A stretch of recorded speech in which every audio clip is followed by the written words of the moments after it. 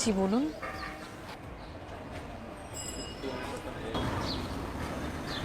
আমি সরি দীপা।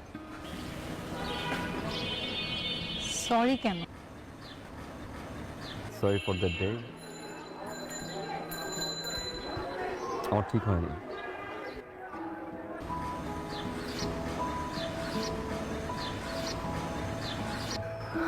না জেনে না শুনে আসলে এভাবে রিয়েক্ট করা আমার ঠিক হয়নি। কি করবো বলুন? এলাকার সবাই, ফ্রেন্ড সার্কেল, বাসার প্রতিটা মানুষ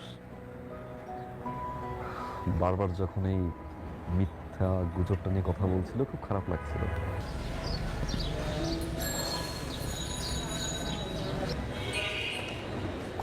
চিন্তা ভাবনা ছাড়াই আপনার সাথে আমি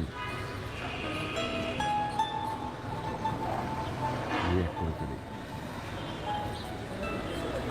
পরে জানতে পারলাম যে আসলে এরকম একটা গুজবে না আপনার হাত আছে না আমার। এলাকার কিছু বখাটের ছেলে আসলে এটা করেছে।